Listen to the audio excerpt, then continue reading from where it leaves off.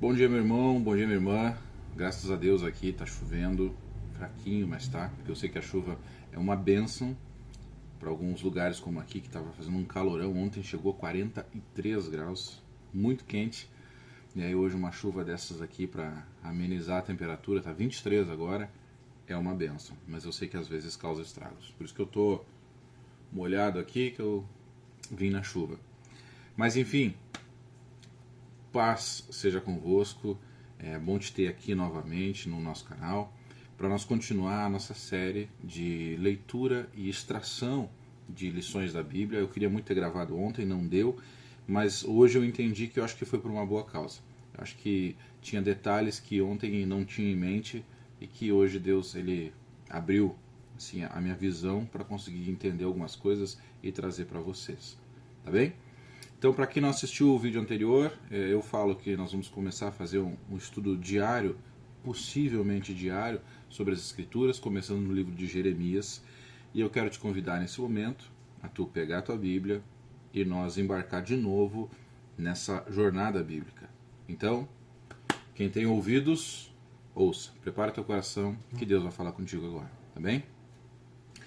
Meus irmãos, dentro do contexto de Jeremias, a gente já entendeu que é um livro profético, já entendeu que é um livro de julgamento, e já entendeu que Deus está indignado com a posição, a postura do povo de Israel. E Deus vai trazer julgamento sobre essa nação. Bom, entendido isso, eu ainda quero falar no capítulo 2 sobre um detalhe que me chamou muito a minha atenção já há alguns dias, no capítulo 2 de Jeremias, que é o seguinte. Abre a tua Bíblia aí e dá uma olhada. Jeremias capítulo 2, o versículo 20. Já há muito, Deus falando para o povo de Israel, já há muito quebraste o teu jugo, rompeste as tuas ataduras e disseste, não servirei. Olha que interessante. Isso me acendeu uma luz de alerta, porque relembrando que grande parte das pessoas que assistem o canal são ex-membros de alguma religião, que hoje talvez se encontram descongregando. E nós temos na nossa cabeça, foi incutido isso há muito tempo para nós, que nós precisamos servir a Deus, nós precisamos fazer alguma coisa, alguma obra. E quando a gente se encontra em casa parado, dá a entender que a gente não está fazendo nada. Não é verdade? Eu me senti assim por muito tempo. E isso falou comigo, essa passagem falou comigo. Porque presta atenção, Deus está dizendo para a nação que eles deixaram de servir. Mas eu me perguntei, mas como que Israel servia a Deus? Os sacerdotes, os levitas, eu entendo como eles serviam a Deus. Porque eles trabalhavam, eles iam para dentro do tabernáculo ou do templo, depois do templo, e serviam a Deus com ofertas, com cerimônias. Era um serviço, mais ou menos parecido com quem de nós foi testemunho de Jeová, era sair no serviço de campo, sei lá, fazer uma construção de um salão do reino, era um serviço. Mas a nação em si, mulheres, crianças, homens idosos, pessoas que não eram da classe sacerdotal, como que eles serviam a Deus? Isso me veio à tona, me veio na mente. Mas enfim, nós vamos falar sobre isso. Só que no mesmo contexto, irmãos, de servidão, olha que interessante, talvez você vai se deparar com a seguinte questão na tua vida. Bom, hoje nós somos filhos de Deus, porque através de Jesus nós fomos adotados como filhos. Então nós não temos mais a obrigação de servir. Nós não somos mais servos, mas passamos a ser filhos. Isso eu conversava com alguns amigos meus sobre esse detalhe. Que na verdade, o que acontece? Vamos ser bem cirúrgico e direto ao ponto. Eu até anotei aqui. Essa visão de filho, em Gálatas 4:7. Ela está lá. Tá? Lá em Gálatas, o apóstolo Paulo fala que nós somos filhos e herdeiros. E na visão atual existe uma confusão muito grande entre filho e herdeiro. Quer ver uma coisa? Presta atenção. Quando a gente fala em filho e em herdeiro, eu vou te trazer uma coisa do cotidiano, do nosso dia a dia, da nossa época. A gente pensa no filho do Messi, do Cristiano Ronaldo. Esse dia tinha um meme até, né, mostrando o menininho lá caminhando no campo de futebol após um jogo. E aí colocaram, olha a tranquilidade de quem não vai ter dificuldade de pagar um boleto. Claro, né? O pai dele é muito bem sucedido, então dinheiro, que é um problema para a grande maioria, talvez não seja para aquele menino. Principalmente sabendo administrar, né? Tendo tutores, o próprio pai, ações nas empresas. Então a visão que nós temos hoje, nos nossos dias, é que um herdeiro de um pai muito rico passa pouco trabalho e não precisa se preocupar com trabalhar. Essa é a visão.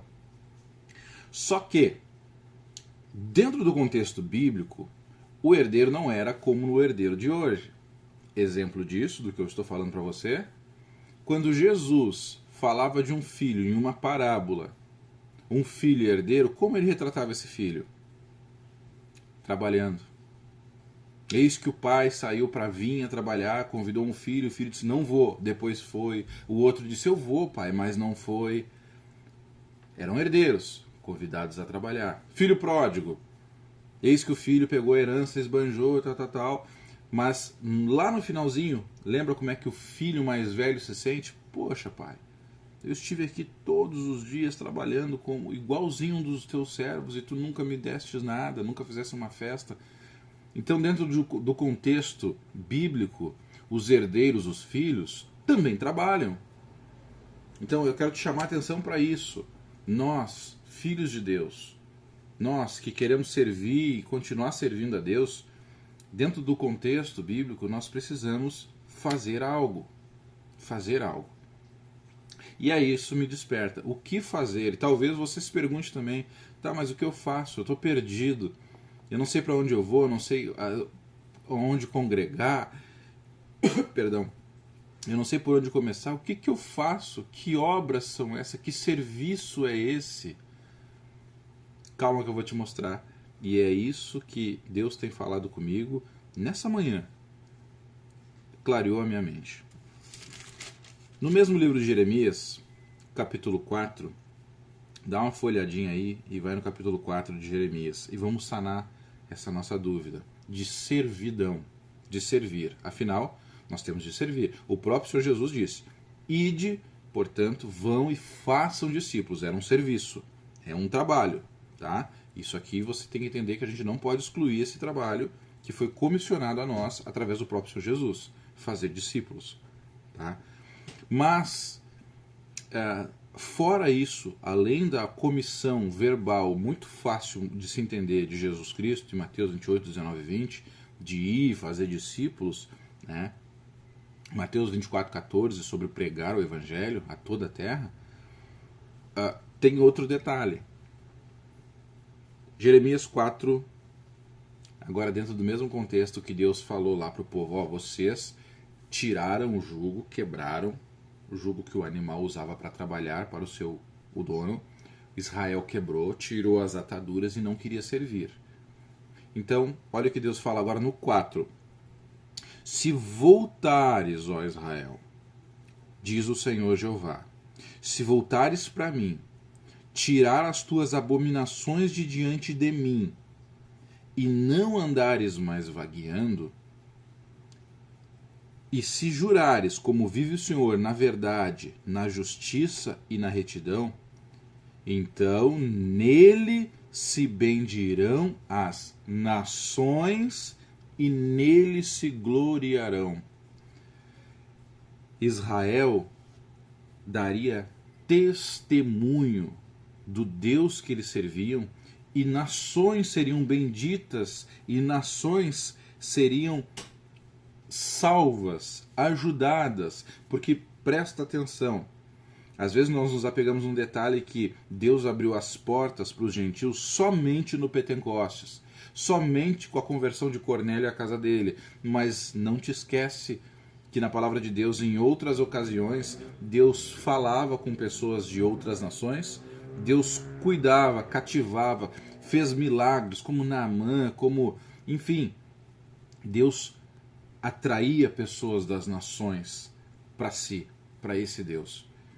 Então, se Israel abandonasse as práticas erradas, se Israel abandonasse a idolatria, os seus vícios, as suas coisas erradas, e se voltasse para Deus, meu irmão, é muito claro ver a atuação de Deus na vida de uma pessoa, é muito claro.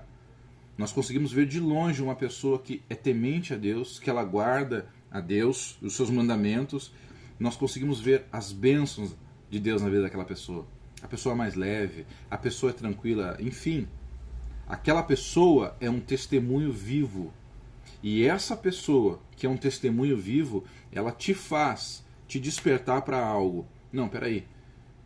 Tem algo melhor do que as minhas bebedeiras, do que a minha vida de trabalhar, pagar conta, e sempre o mesmo ciclo, a roda do rato. Não. Tia, existe coisa melhor. Olha a alegria daquele cara, olha a casa daquele cara como é. A casa não o prédio, a casa, a família, a instituição daquela pessoa que serve a Deus. Não tem algo diferente. Eu quero conhecer isso. Eu quero também desfrutar disso. Então, a servidão que Deus pedia de Israel era ser um testemunho vivo para as nações de que servir a Deus traz as bênçãos e realmente é a única maneira de sermos felizes de verdade.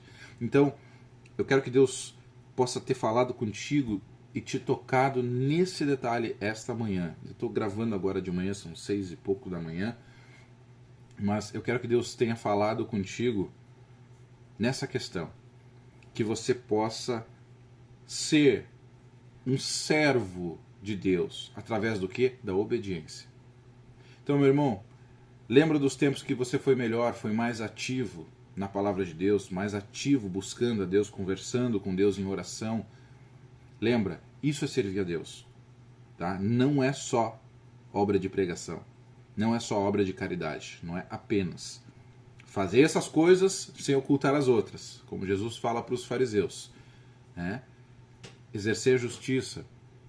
Isto é servir a Deus. Então, como Deus falou para a nação de Israel no passado, vocês me abandonaram, vocês me deixaram, vocês não servem mais. Acho que deu uma pausa aqui, gente.